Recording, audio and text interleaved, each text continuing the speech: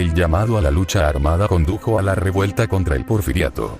Ante la presión, Porfirio Díaz huyó de México en 1911, lo que derivó en nuevas elecciones, en las que Francisco Madero ganó la presidencia por abrumadora mayoría a finales de ese año.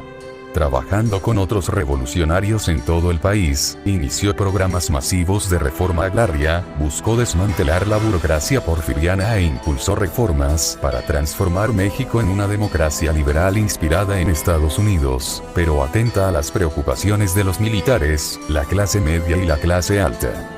Sin embargo, a medida que esta gran transformación continuaba, Madero se enfrentó a la oposición no solo de las fuerzas afines al antiguo régimen, sino también de otros revolucionarios como Emiliano Zapata y Pancho Villa, quienes en 1912 llamaron al levantamiento armado contra su gobierno. Mientras el gobierno de Madero se tambaleaba, se rezagó en cuestiones de reforma agraria, lo que enfureció especialmente a gran parte de la clase baja. Mientras tanto, sus reformas económicas enfurecieron a la clase alta y a los militares. Esto culminó en un desastre el 9 de febrero de 1913, cuando comenzaron la Decena Trágica, un golpe militar que, a través de una serie de eventos, llevó a la ejecución de Madero y su vicepresidente por el general Victoriano Huerta, quien asumió la presidencia. Lo que siguió fue el colapso total de los Estados Unidos mexicanos en una guerra civil total, cuando gobernadores como Venustiano Carranza declararon la guerra al régimen. La dictadura militar demostró ser extremadamente brutal, incluso para los estándares del porfiriato, utilizando un ejército compuesto por cientos de miles de civiles secuestrados y antiguos esclavos de plantaciones contra los rebeldes. Durante aproximadamente 18 meses, la Junta combatió despiadadamente al ejército rebelde unido, que incluía figuras como Zapata y Villa, junto con nuevas figuras como Álvaro Obregón, Plutarco Elías Calles, Lázaro Cárdenas del Río y muchos más. Si bien el régimen de Huerta inicialmente cosechó algunos éxitos, pronto comenzó a sufrir aplastantes derrotas militares a medida que su atención se desplazó hacia el genocidio en lugar de hacia cuestiones tácticas o estratégicas. En julio de 1914, Huerta huyó de México y abandonó su gobierno, dejándolo colapsar. La fuerza rebelde unificada marchó a la Ciudad de México para celebrar un nuevo gobierno que pondría fin a años de miseria. Sin embargo, la Convención Constitucionalista de Aguascalientes, que pretendía formalizar este nuevo gobierno, fracasó, pues los revolucionarios se dividieron. El bando constitucionalista, liderado por figuras como Venustiano Carranza y Álvaro Obregón. Mientras que Pancho Villa y Emiliano Zapata, que se apresuraron a llegar a la Ciudad de México para establecer el gobierno convencionalista. Esta nueva fase de la guerra civil fue mucho más brutal que la anterior, y muchos mexicanos sucumbieron al hambre y a los devastadores combates urbanos. Guerrilleros de todas las ideologías y bandos comenzaron a tomar territorio y a sembrar el terror entre la población local, mientras dos gobiernos luchaban por el control. En 1915, el gobierno convencionalista colapsó tras las aplastantes derrotas militares que sufrió Villa mediante la Guerra de Trincheras. En 1916, los constitucionalistas intentaron consolidar su poder, pero seguían rodeados por Villa, Zapata y otros grupos que controlaban gran parte de México. Se recurrió a la guerra de trincheras y a otros métodos bélicos modernos para intentar restablecer el orden. Mientras tanto, en 1917 se firmó una nueva constitución para el país, lo que pareció traer la tan necesaria estabilidad, aunque esta se vería rápidamente revertida al fracasar los acuerdos de paz con numerosos grupos rebeldes. Esto llevó al derrocamiento de Venustiano Carranza en un golpe militar en 1920 y su asesinato a manos de su segundo al mando, quien nombró a Adolfo de la Huerta presidente interino. Poco después, Álvaro Obregón asumió la presidencia e intentó la reconciliación mediante acuerdos de paz con Villa y otros revolucionarios, aunque incumplió sus promesas y la mayoría de los rebeldes fueron asesinados a lo largo de los años. Durante la década de 1920, bajo el mandato de Obregón y posteriormente de Plutarco Elías Calles, se produjeron rebeliones e intentos de golpe de Estado cada pocos meses, mientras gran parte del país se veía asolado por el caudillismo y la hambruna, con una economía en crisis. Esta inestabilidad culminó con el intento del expresidente Adolfo de la Huerta, tan solo 3 años después de su propio golpe de estado junto a Obregón, de derrocarlo en 1923, lo que provocó su huida del país. En 1924, en medio de un gran caos, Calles fue investido como nuevo presidente e inmediatamente puso en marcha políticas de construcción nacional, comenzando con duras leyes anticlericales.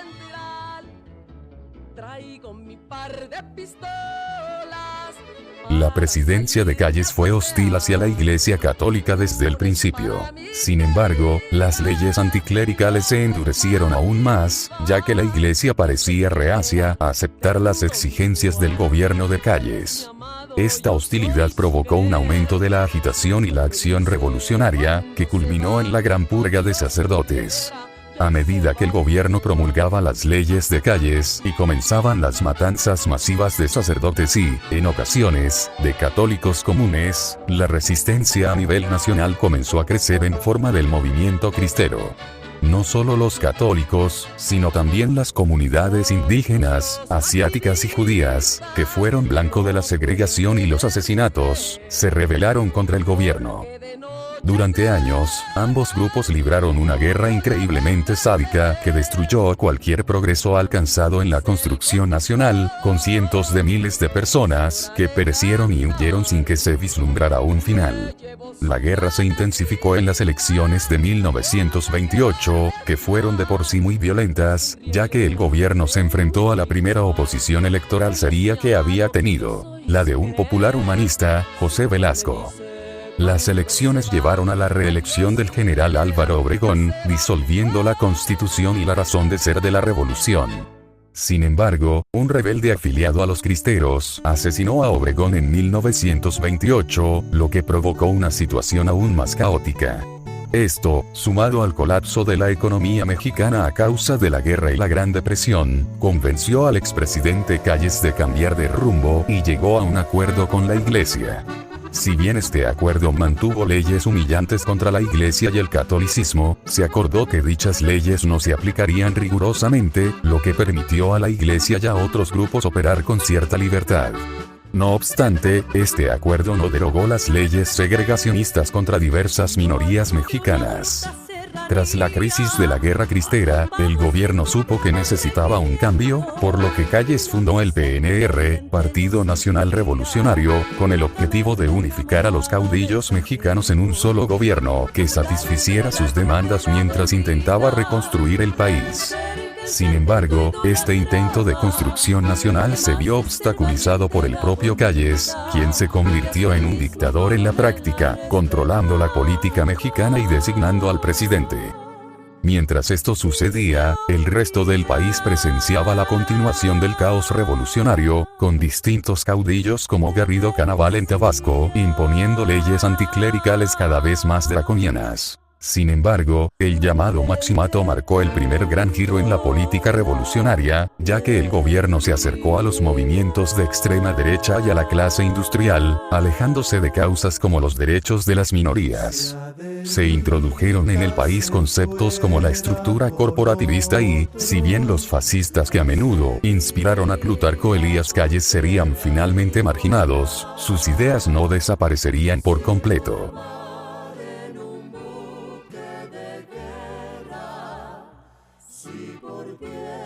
El punto de inflexión para el llamado Maximato de Plutarco Elías Calles sería su nombramiento del general Lázaro Cárdenas del Río como presidente en 1934, debido a sus victorias en la revolución.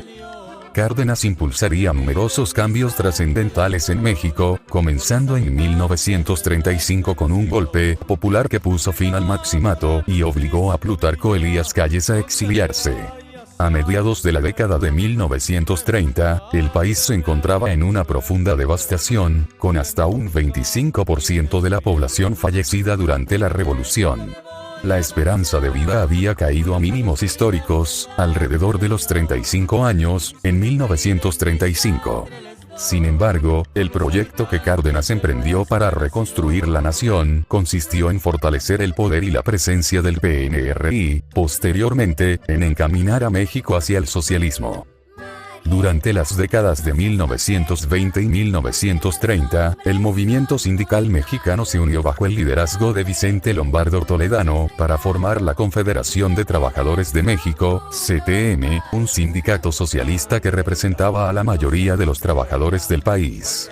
Si bien inicialmente hubo fricciones con el PNR, la CTM se integró al partido, convirtiendo la afiliación en obligatoria para formar parte del sindicato que monopolizaba el país.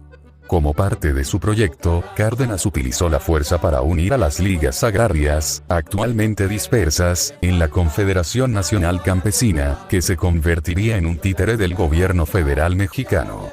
Junto con otras medidas, esto condujo a la formación del sistema corporativista mexicano en 1938 y a la creación del PRM, Partido de la Revolución Mexicana. Con la consolidación del sistema corporativista, Cárdenas inició una colectivización masiva a nivel nacional, organizando granjas cooperativas llamadas ejidos. En 1937, la industria petrolera y muchas otras fueron nacionalizadas, formándose empresas estatales como Pemex. El gobierno estableció la educación socialista y adoptó la lucha de clases y la liberación obrera como su objetivo final. Asimismo, se promulgaron nuevas leyes anticlericales que secularizaron firmemente a México, lo que dio lugar a una nueva ola de movimientos de extrema derecha que fueron brutalmente reprimidos. Al consolidar el Estado unipartidista, Cárdenas intentó nombrar un sucesor contrario a los deseos del partido y luchó contra su propio Estado, lo que derivó en unas elecciones extremadamente violentas en 1940. En respuesta a estos acontecimientos, Cárdenas reforzó el aparato de seguridad, allanando el camino para que México se transformara en un Estado autoritario, en una dirección que contradecía sus propios deseos. El gobierno de Manuel Ávila Camacho transformaría para siempre al PRM y a México. Como general católico conservador, Camacho se oponía intrínsecamente al giro a la izquierda del PRM durante la era Cárdenas.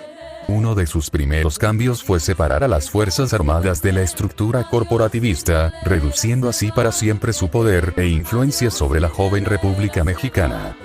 Ávila Camacho libró una ardua batalla contra el sistema de Cárdenas, incorporando a figuras como Miguel Alemán Valdés a su seno. Si bien buscaba eliminar definitivamente a los caudillos y caciques locales, los utilizó para controlar organizaciones como la CTM. El objetivo de su presidencia era convertir al PRM en un aparato electoral estatal al servicio del presidente y para respaldar sus políticas.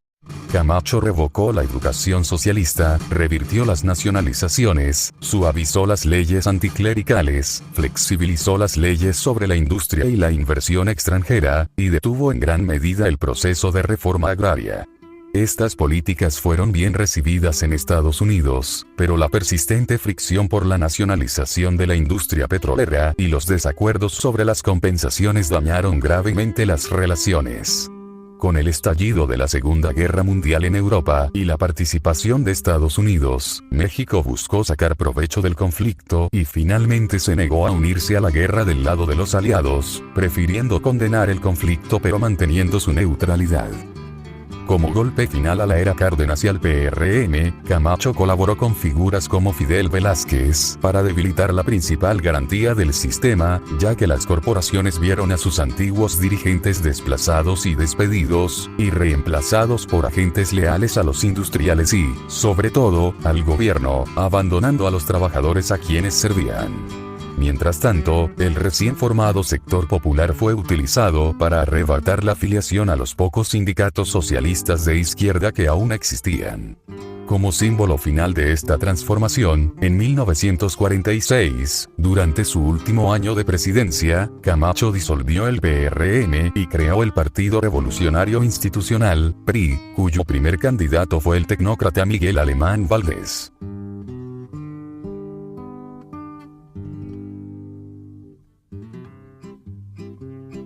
Mientras que el anterior sexenio había girado al partido hacia la derecha, la presidencia de Miguel Alemán Valdés buscó consolidar este giro desmantelando la poca democracia que México había construido desde la revolución. El gobierno de Miguel Alemán supervisaría la culminación del proceso de nacionalización de las corporaciones y del sistema corporativista, introduciendo el sistema charrista. El charrismo implicaba una lealtad incuestionable al gobierno y a la industria, mientras que, a cambio, los líderes corporativos recibirían financiamiento y un papel en el gobierno que les permitiría mantener su poder sobre sus millones de miembros y enriquecerse en el proceso. Miguel Alemán adoptó un nuevo enfoque económico al buscar vínculos económicos con la esfera de coprosperidad de la Gran Asia Oriental de Japón, a la vez que mejoraba las relaciones con Estados Unidos. Para lograrlo, abrió el país a todos los inversionistas extranjeros e impulsó un fuerte cambio, alejándose de las políticas centradas en el campo y avanzando hacia una rápida industrialización y urbanización. Abandonó a muchos ejidos a su suerte y subsidió este nuevo y gran crecimiento. La población se disparó y México entró en un proceso conocido como el Milagro Mexicano, caracterizado por un crecimiento y desarrollo económico sin precedentes, aunque a costa de una gran desigualdad entre amplias regiones del país y una disparidad de riqueza similar a la de la época prerevolucionaria. Para asegurar los avances industriales, Miguel Alemán orquestaría una toma hostil de las instituciones mexicanas, utilizando una enmienda constitucional que debilitaría considerablemente a la Suprema Corte, otorgándole al presidente el poder de nombrar y confirmar libremente a sus magistrados, convirtiéndola en una mera formalidad para el PRI. El Congreso vería reducido su poder, siendo conformado por miembros cada vez más leales con el objetivo de transformarlo en una cámara de comercio para el presidente en el poder. Miguel Alemán permitiría una oposición simbólica a través de diversos partidos, principalmente el Partido Acción Nacional, PAN, de derecha, al que se le permitiría una presencia mínima en el gobierno. Como medida final, establecería la Dirección Federal de Seguridad, DFS, utilizando como pretexto el auge del fascismo y el comunismo en el contexto de la posguerra. La DFS recibió amplios poderes para perseguir a cualquier disidente del Estado mexicano. A este aparato de Estado policial se sumaron las leyes de disolución social introducidas bajo el mandato de Camacho en el contexto de la Segunda Guerra Mundial, que se harían permanentes y se fortalecerían aún más.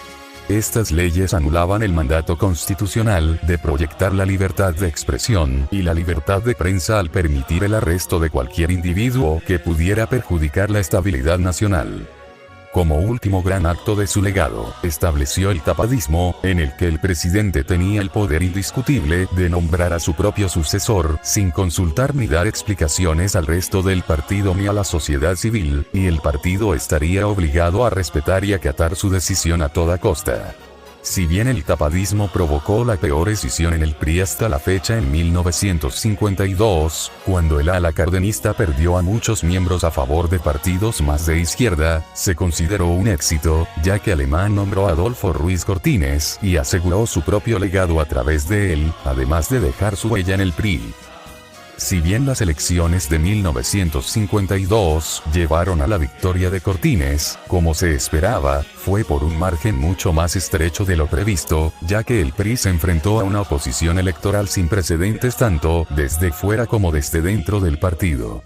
La sociedad civil se alzó en armas debido a la represión de Miguel Enríquez Guzmán, que culminó con la masacre de cientos de manifestantes en la Alameda y un decreto de estado de emergencia que reforzó el poder de las DFS. Sin embargo, para asegurar la supervivencia a largo plazo del partido, Miguel Alemán autorizó en sus últimos meses de mandato una reestructuración completa de la sociedad política mexicana, reprimiendo las leyes de libre reunión, prohibiendo las huelgas no autorizadas e ilegalizando al Partido Comunista de México y a la Unión Nacional Sinarquista, de tendencia pronazi, junto con todos los demás partidos en México, excepto 4. Esta represión, aunque dirigida principalmente contra la izquierda, también afectó a la derecha. Esta reorganización dejó a México con 4 partidos políticos legales. El PRI, en coalición con los partidos títeres del Partido Socialista Popular y el Partido de la Auténtica Revolución Mexicana, mientras que el Partido Acción Nacional quedó como la única oposición legal. El PRI consolidó el 95% de la Cámara de Diputados y obtuvo más del 100% del Senado, lo que le garantizó que su agenda nunca sería alterada. Una vez resuelto esto, Cortines simbolizó en gran medida un retorno a los valores más ortodoxos del PRI, con un sistema económico nacionalista y un fuerte desarrollo, manteniendo la industrialización de Miguel Alemán y el progresismo de Cárdenas. Sus políticas, a pesar de algunos tropiezos, impulsaron aún más el milagro mexicano y condujeron a una verdadera época dorada de desarrollo social en todos los ámbitos durante la década de 1950, fortaleciendo una incipiente clase media y congraciándose con las clases media y alta del PRI. Sin embargo, alejarse de la norma tecnocrática no agradó al descontento de la clase baja con el sistema opresivo y desigual que la gobernaba, por lo que, para asegurar el bienestar de la clase baja, se nombró a un presidente de izquierda más populista, Adolfo López Mateos. La presidencia de Mateos hasta el momento ha representado, en gran medida, un retorno a las nacionalizaciones y políticas económicas de la era de Cárdenas, con la importante salvedad de que la población está mucho más reprimida y el elemento ideológico del PRI está estrictamente controlado, casi inexistente. Sin embargo, políticas como la nacionalización de la electricidad han gozado de gran popularidad. La brutal represión de las huelgas de 1958 y 1959 y el mayor afianzamiento de la CTM han generado resentimiento entre muchos sectores de la clase baja contra su régimen, además del descontento de la clase media por haber sido excluida de la toma de decisiones del PRI. Pero por ahora, en 1962, México continúa su época dorada y ha alcanzado un apogeo que quizás no se repita en lo que resta del siglo, a menos que los sucesores de Mateos demuestren ser dignos del título de presidente de los Estados Unidos mexicanos.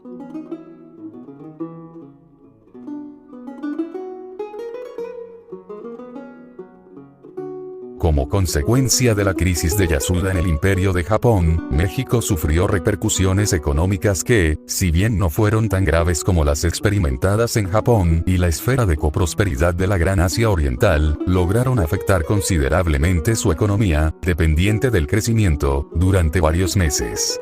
Mientras México preparaba un plan para afrontar la crisis con métodos económicos tanto tradicionales como innovadores, un líder disidente llamado Salvador Nava se apresuró a aprovechar el gran malestar social para corregir viejas injusticias.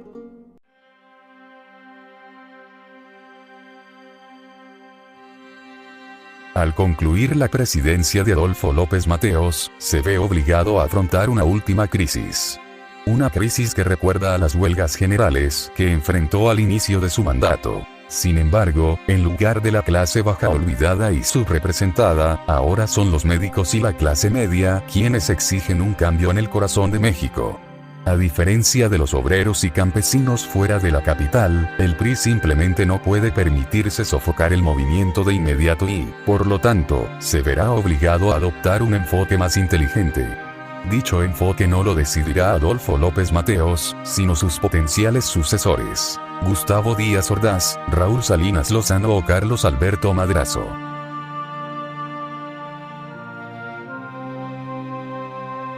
Es muy posible que la decisión más importante para un presidente durante su sexenio sea la cuestión de quién será el próximo presidente. La sucesión depende completamente del presidente, quien da a conocer su elección al partido y al país en un momento dado, momento en el que se activa la maquinaria electoral para asegurar que su sucesor gane la presidencia. Esta práctica se conoce como tapadismo, y como tal, los posibles sucesores desconocidos son el tapado. El tapado solo lo conoce el presidente. Al concluir la presidencia de López Mateos, este usará su cuaderno para anotar sus reflexiones sobre los hombres que considera suficientemente competentes para ocupar la presidencia. Muchos competirán por su favor y muchos llegarán lejos, pero solo uno es el tapado. Y el favor del presidente puede marcar la diferencia entre la gloria política y el olvido.